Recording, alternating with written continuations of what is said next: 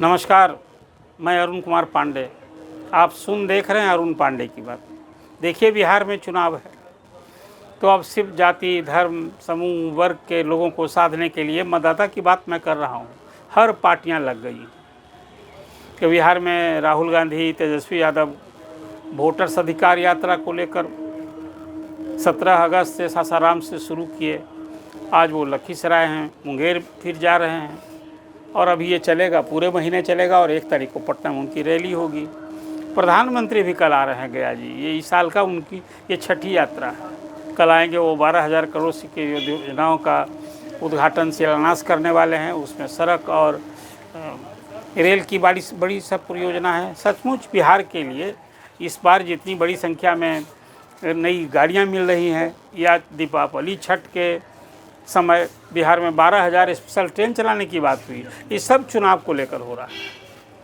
अब वहीं प्रशांत किशोर जो जन स्वराज पार्टी के सूत्रधार हैं, वो अलग बिहार बदलाव यात्रा में हैं। अब इस सब के बीच आज मुख्यमंत्री नीतीश कुमार पटना में एक बड़े कार्यक्रम में थे। बिहार मदरसा बोर्ड का ये शताब्दी समारोह था आज। स्वाभाविक है कि इसमें मुसलमानों की एक बड़ी तादाद, कोई 20 से 25,000 की संख्या में आज पटना में लोग आज जुटे थे। बिहार में कोई 4,000 मदरसा है।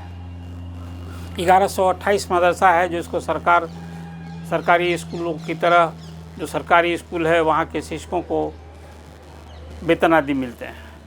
हालांकि वो अभी नियोजित शिक्षक के ही श्रेणी में है।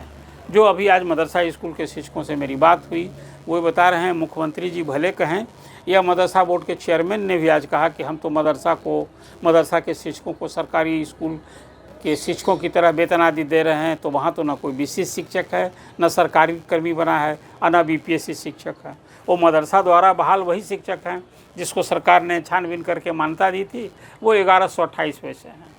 बाद में इसी सरकार ने, मुख्यमंत्री नीतीश कुमार ने 2459 मदरसों की स्वीकृति दी, +1 एक कोई लड़कियों का मदरसा था कि भाई इसको भी हम सरकार के द्वारा जो अन्य मदरसों को हम सुविधा दे रहे हैं वो सुविधा इसे भी देंगे। उसमें छानबीन शुरू हुई, बहुत तरह की अनियमितता भी सामने आई, उसमें कमी आई सामने, और छानबीन करके कोई 800 से अधिक मदरसों को सरकार ने कहा कि नहीं ये ठीक है, ये चल रहा है। उसको भी सरकार से, जिसको कहते हैं कि अनुदान दिए जाने लगे, तो उनको भी मिल रहा है। लेकिन वो 1128 कहिए और 800, तब लगभग 2,000 मदरसों के शिक्षकों को वेतन आदि मिल रहे हैं, जो भी कुछ मिल रहा है।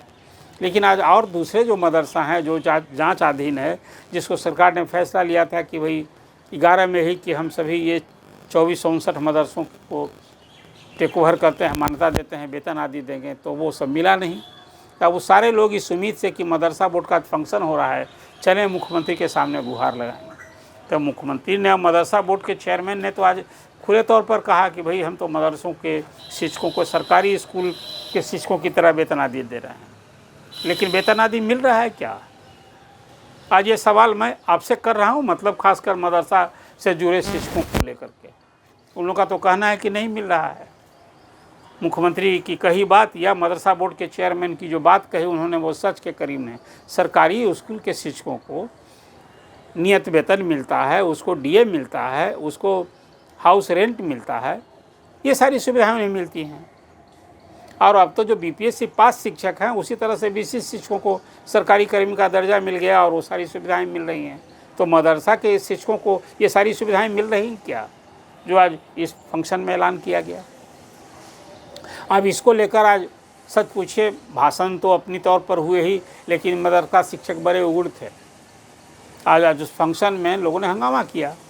आप मुख्यमंत्री के सामने जो लंबित वेतन है, जो जांचाधीन है, लोगों को नहीं मिल रहा है, इसको लेकर आवाज़ बुलंद की। हालांकि ये तो कोई वहाँ सुनवाई नहीं हुई, उसका रिहर्सल भी अभी नहीं होगा। आप ये कह सकते हैं कि मदरसा बोर्ड का जो शताब्दी समारोह है, इसमें एक तरह से मदरसा शिक्षकों का जो वेतन आदि के लिए संघर्ष कर रहे हैं, मांग कर रहे हैं, रंग में भंग हो गया। अब चुनाव के पहले खासकर ये तो एक तरह से मुस्लिम समाज के लिए जो मदरसा के शिक्षक हैं, एम्बेसडर न हैं, जो बच्चों को पढ़ाते हैं, वो जाकर अपने छात्रों को क्या बताएंगे कि देखो सरकार मेरा शोषण कर रही है, हमारे हितों की अनदेखी कर रही है, बरसों से बरसों हमको कुछ मिल नहीं रहा है, जो मिलता है वो दूसरे जो स्कूल के सरकारी शिक्षक के अनुरूप नहीं मिलता है। ये सारी बातें आज उजागर हुई। तो एक तो ये है कि मदरसा शिक्षक अपने हक के लिए और न्याय के लिए दूसरे जो स्कूल हैं, सरकारी स्कूल हैं, उसके तरफ समान सुविधा वेतन के लिए वो संघर्ष कर रहे हैं। दूसरी एक और बात, आज मुख्यमंत्री थे तो अपने निराले अंदाज में कभी कभी कुछ बोल जाते हैं, उनकी बोली शैली भी चर्चा होती है। तो आने में जब स्वागत किया गया तो शिक्षा मंत्री जमा खान ने उनकी काली टोपी पहनाई स्वागत में। वो टोपी खुद पहनने की बजाय हाथ से लेकर उन्होंने जमा खां को पहना दिया। तब एक टोपी की सियासत भी सोचा क्यों नहीं मुख्यमंत्री जी ने टोपी पहनी, तो टोपी जो उन्हें पहननी थी वो टोपी पहना दिया उन्होंने जमा खां को। इस पर तो मेरी तो एक अलग राय है कि कुछ मुख्यमंत्री जी कभी कभी ऐसा कुछ कर देते हैं। आज जमा खां को खुद पहनने वाली टोपी को पहना दिए थे तो जमा खां के प्रति मुख्यमंत्री ने सम्मान ही दिया। आपको याद होगा ना, पिछले दिन एक फंक्शन था पटना में भी और शिक्षा विभाग का कार्यक्रम था। विभाग के ACS डॉक्टर एस सिद्धार्थ मुख्यमंत्री के स्वागत में आजकल सम्मान स्वरूप अंगवस्त्र भी दिया जाता है और पौधा दिया जाता है, बुके दिया जाता है। तो पौधा दिया जाए तो मुख्यमंत्री ने उस गमले को ACS के सिर पर ही रख दिया था। संभाला ACS ने, वो तो इसके लिए पहले से तैयार नहीं थे, फिर उन्होंने उसको अपना सुरक्षित रखवाया। लेकिन अब वो सभागार में जो लोग थे मुख्यमंत्री के इस तरह से जो उन्होंने कुछ कर दिखाया तो लोग हंसे भी और थोड़ी हैरानी भी हुई। आज कुछ वैसा ही वहाँ हो गया था। मुख्यमंत्री ने अपने संबोधन में कहा कि भाई 2005 के पहले मदरसों के लिए, उर्दू शिक्षकों के लिए क्या होता था। ये तो हमारी सरकार आई तो देखिए उस समय 3 करोड़ का बजट था, तो हमने 1000 करोड़ से अधिक का बजट कर दिया अल्पसंख्यक कल्याण विभाग का। और अल्पसंख्यकों के हितों की रक्षा के लिए हमने क्या कोई कदम, कोई विभेद हमने न किया।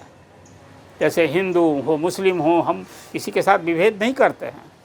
हम तो रियल सामाजिक न्याय, वंचितों के हितों की रक्षा करते हैं और अल्पसंख्यकों के हितों के लिए तो हम शुरू से हिमायती रहे हैं। ये सारी बातें उन्होंने दोहराई और ये सब कुछ कहते हुए आगाह भी किया कि भाई देखिए आजकल तो बहुत सारे लोग, वो कहा उन्होंने कि फालतू बात करते हैं। विपक्ष की ओर इशारा होगा, मुझे लगता है विपक्ष के नेता तेजस्वी यादव पर ही उनका निशाना रहा होगा। हालांकि नाम नहीं लिया, लेकिन कहा कि लोग हमने काम किया है आप लोगों के लिए और लोग फालतू बात करते हैं। तो चलिए, मदरसा बोर्ड के शताब्दी समारोह के कार्यक्रम में आज जो कुछ देखने को मिला, सुनने को मिला, जो मदरसा शिक्षकों की पीड़ा है, खासकर वैसे मदरसा जो कि शिक्षक जो मान्यता के लिए, जो वेतन के लिए आज भी गुहार लगा रहे हैं। कोई 10-12 वर्षों से उनको भी न्याय चाहिए, उनको भी वेतन चाहिए, सरकारी अन्य सरकारी स्कूलों की तरह सुविधा चाहिए, उन्हें भी BPSC के शिक्षक की तरह सारी सुविधा मिलनी चाहिए, सरकारी कर्मी का दर्जा मिलना चाहिए। ये उनकी मांग है। ये मांग कब पूरी होगी? आपका कमेंट चाहिए, आपको कमेंट करना चाहिए कि सरकार जो कह रही है या वैसा कर रही है क्या। आप सवाल कीजिए। सरकार तो कह रही है कि मदरसा शिक्षकों सरकारी कर्मी का दर्जा और सुविधा दे रहे हैं हम, मिल रहा है क्या, इस पर भी कुछ कीजिए।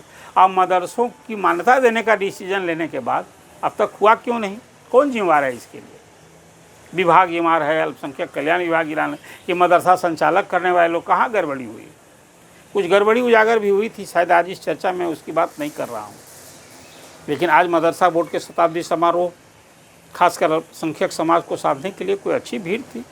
वो जैसा मैंने आपसे बताया कि वो सारे शिक्षक आज जुटे थे तो 20,000 से अधिक की भीड़ थी। बापू सभागार का जाकज बड़ा था। लेकिन मदरसा शिक्षकों की वो आस शायद पूरी नहीं जिस उम्मीद से आज आए थे। तो इस संदर्भ में फिर आपसे कमेंट की अपेक्षा है।